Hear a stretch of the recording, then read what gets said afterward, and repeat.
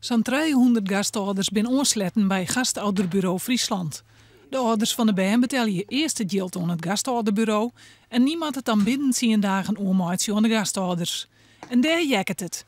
Het tal klachten over gastouders die het net of viesten te let betalen krijgen, neemt mooi de data, zo blijkt ook op internet. Gastouder Geertje Kazemier uit Burgum kan erover mee praten. Volgens mij had ik altijd achter de centen aanbellen moeten van het begin af aan. Ik heb me net eens herinneren. En ik nou ga je van een aantal maanden nog net uitbetalen kregen? Ik hier van mei en juni nog net uitbetalen kregen. Deze en andere klachten lezen we voor aan directeur Luc van den Brink van Gastouderbureau Friesland. Op een vraag waarom de betalings goed te regelen binnen, krijgen we een onduidelijk antwoord.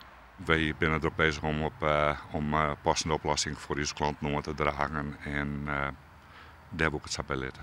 Daar is geen duidelijk antwoord op te ja? Het komt bij ons systeem bij de hoeveelheid klanten die staat, de meerdere verwerkings per maand die is dost. En daar zijn we bezig om binnen dat systeem om dingen aan te passen. Geertje Kazemier is al rond 4 jaar aansletten bij het gastouderbureau in Drachten, maar had ze stadig ons geen haar nocht. Ze overwagen te oer te stappen naar een oorbureau. En je gaat nou Sint-Burg al opreiking zien, maar nou, het zal er toch wel net op staan. Is zo. Want je wordt iedere keer hartstikke gestrest. En inwendig lul kan je niet op en ja. Directeur van de Brink zei dus dat er net zo vol aan de hand is. En dat de administratieve problemen die er binnen best afvallen. Waar is het geld? Die is onderwijs en de gasthouder staan. Maar waar? Die boekingen gaan voort. Dus, maar ik word hier eigenlijk bij lid even, als je me goed vindt.